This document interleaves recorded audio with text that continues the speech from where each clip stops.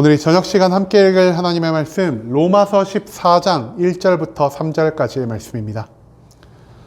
로마서 14장 1절부터 3절까지의 말씀 총 3절이라 모두 다 한 목소리로 말씀 읽도록 하겠습니다.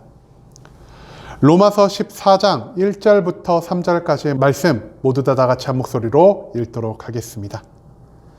믿음이 연약한 자를 너희가 받되 그의 의견을 비판하지 말라. 어떤 사람은 모든 것을 먹을 만한 믿음이 있고 믿음이 연약한 자는 채소만 먹느니라. 먹는 자는 먹지 않는 자를 업신여기지 말고 먹지 않는 자는 먹는 자를 비판하지 말라. 이는 하나님이 그를 받으셨음이라. 아멘. 오늘 이 시간 우리는 자랑하지 말아야 하는 것이라는 제목을 갖고 오늘 우리가 읽은 하나님의 말씀 함께 나누는 시간 갖도록 하겠습니다. 우리를 변화시키고 우리를 완전하게 하는 하나님의 의에 대해 가르쳐주는 로마서 그 14장의 말씀을 갖고 함께 나누는 시간 갖고 있습니다. 오늘 본문 말씀 가운데에서 우리가 그리스도인으로서 이 교회 가운데에서 무엇을 행하며 살아가야 하는지에 대해 배울 수 있게 될 것입니다. 그렇다면 우리가 어떤 행동을 하며 살아가야 하는지, 하나님이 우리를 통해 이루고자 하시는 것이 무엇인지 오늘 본문 말씀 한 절 한 절 찾아며 함께 알아보는 시간 갖도록 하겠습니다. 먼저 본문 1절 말씀에서 성경은 이렇게 기록합니다. 믿음이 연약한 자를 너희가 받되 그의 의견을 비판하지 말라. 1절 말씀에서 바울은요, 우리가 교회 안에서 하지 말아야 할 행동이 무엇인지를 가르쳐주고 있습니다. 여러분, 바울이 우리에게 하지 말라고 한 것 무엇입니까? 바로 믿음이 연약한 자를 받되 그들의 의견을 비판하지 말라라 말하고 있다는 것입니다. 그렇다면 여기서 등장하는 믿음이 연약한 자들, 이러한 사람들을 우리가 어떤 사람들이라고 볼 수 있을까요? 우리는요, 믿음이 연약한 자라고 한다면 저 사람은 예수 그리스도를 믿은 지 얼마 되지 않는 사람이구나라고 생각할 때가 종종 있는 것 같습니다. 하지만 성경은요, 단순히 믿음의 연차가 짧다라고 해요 그 사람을 믿음이 연약한 사람이라 규정하고 있지 않다라는 것입니다. 예수 그리스도를 오래 믿고 열정적으로 이 교회 안에서 많은 봉사를 하고 내가 할 수 있는 최대한 많은 헌금을 하며 높은 직책을 교회 안에 감당하고 있다 할지라도 내가 하나님을 믿으면서도 여전히 과거의 삶의 모습을 버리지 못하고 하나님과 세상 가운데에서 하나님 한 분만을 온전히 바라보지 못하며 갈팡질팡하는 이 두 마음을 가지고 있는 자들, 그러한 자들을 성경은 연약한 믿음을 가지고 있는 자라 부르고 있다라는 것입니다. 문제는요, 이 연약한 믿음을 가지고 있는 자가 교회에서 소수로만 존재하는 것이 아니라 대다수의 인원으로 채워지고 있다라는 사실을 우리가 생각해 볼 필요가 있다라는 것이죠. 그리고 이런 자들을 대함에 있어서 바울은요, 저들을 받아들이고 저들의 의견을 무조건적으로 비판하지 말 것을 우리에게 요청하고 있습니다. 이 말은 무엇이냐? 믿음이 부족하고 세상과 교회 사이에서 갈팡질팡하며 살아가는 이 사람들을 무시하고 그들을 얕잡으며 그들의 모든 의견을 헛된 것으로 취급하는 것이 오늘날에만 발생하는 일이 아닌 과거 바울이 살았던 이 시대에도 똑같이 발생했던 문제였다라는 것입니다. 우리는 나보다 믿음이 없는 사람들을 어떻게 대해야 합니까? 내가 믿음이 저들보다 뛰어나기 때문에 저들을 함부로 대해도 된다라고 생각을 하고요. 내가 믿고 있는, 내가 생각하고 있는 하나님을 저 사람에게 일방적으로 강요해도 된다라고 생각을 하고요. 만약 저들이 나의 말을 따르지 않고 나의 조언을 받아들이지 않는다면 저 사람은 교회에 필요 없는 사람이야. 저 사람은 우리 교회에 없어지는 것이 마땅한 사람이야 라는 이러한 생각을 하며 살아갈 때가 굉장히 많다라는 것입니다. 하지만 바울은요, 우리가 저들을 무시하고 비난하는 게 아닌 죄악된 우리를 자신의 아들로 인정하여 주고 받아주신 하나님의 마음을 갖고 대해야 한다는 것을 이 1절 말씀을 통해 우리에게 가르쳐주고 있습니다.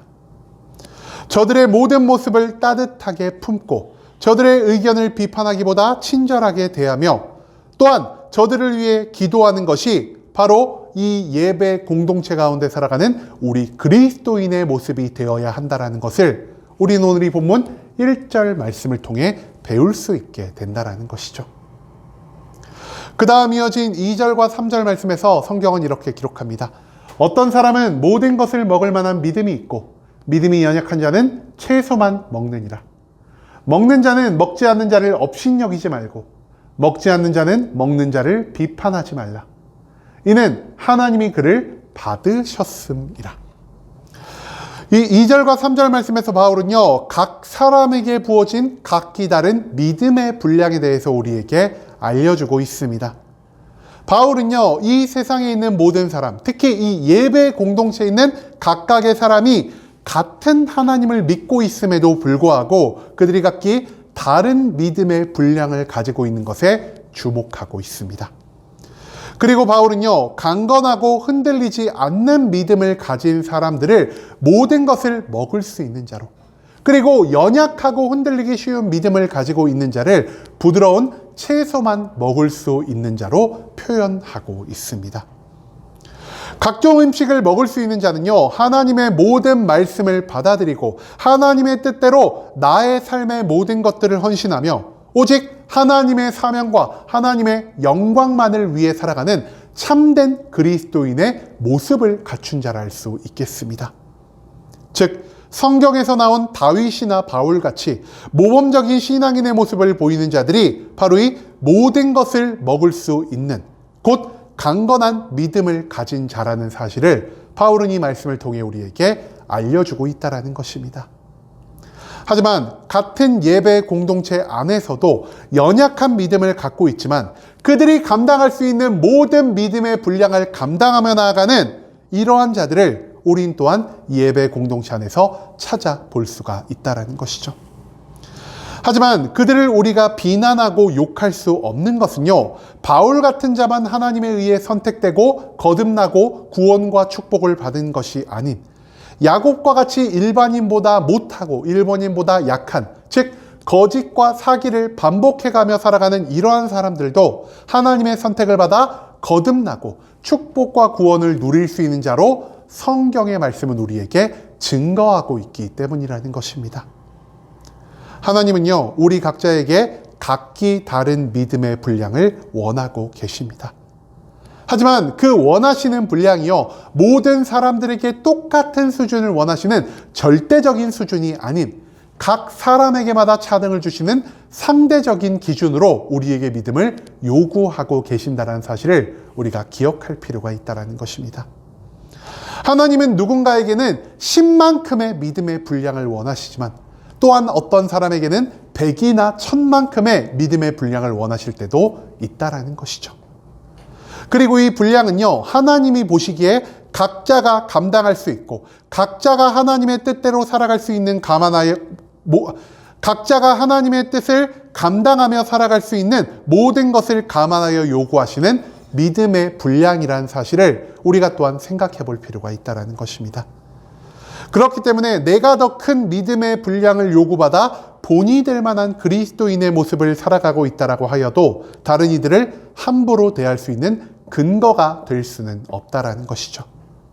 왜냐? 많은 믿음의 분량으로 하나님의 큰 사명을 감당하는 것도, 적은 믿음의 분량으로 하나님의 작은 사명을 감당하는 것도 이 땅 위에서 하나님의 모든 영광을 위해서는 필요한 것이기 때문이라는 겁니다. 그렇기 때문에 바울은요, 믿음이 강한 자와 믿음이 약한 자가 서로를 비교하며 자기를 드러내거나 정죄하며 살아가지 말 것을 이 2절과 3절 말씀을 통해 우리에게 가르쳐주고 있습니다. 하나님 안에서 우리가 해야 할 것은 자기의 믿음을 타인과 비교하고 자랑하는 것이 아니라는 사실입니다. 모두가 하나님 나라를 위해서 각자의 자리에서 각자의 믿음을 갖고 최선을 다해 살아가는 것이 중요함을 확신하며 서로를 위해서 기도하고 서로를 존중하고 서로를 배려하는 것, 이러한 삶의 모습이 이 예배 공동체 안에는 반드시 필요하다라는 사실을 오늘 본문 말씀은 우리에게 알려주고 있다는 것입니다.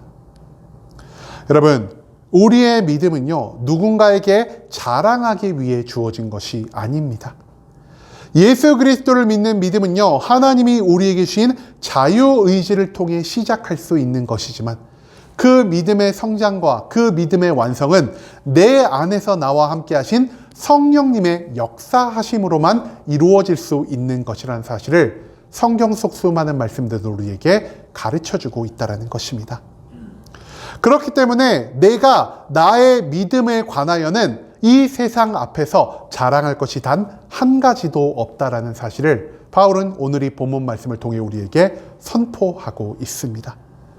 그렇기 때문에 지금 나보다 믿음 없다라고 생각하는 자들을 우리가 무시할 수도 없고 비난할 수도 없는 이유는 그 안에 계신 성령께서 우리를 각자 언제 어떻게 성장시키실지를 온전히 결정하실 수 있는 유일한 분이시기 때문이라는 것이죠.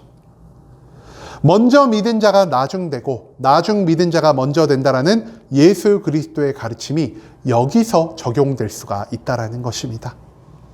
우리가 먼저 된 것은요, 나중에 믿은 자들을 배려하고 그리스도를 닮아 그들을 겸손히 섬기며 그들의 성장과 믿음의 유지를 위해 엎드려 기도하는 자가 되기 위함이라는 사실을 우리는 절대로 잊지 말아야 할 것입니다.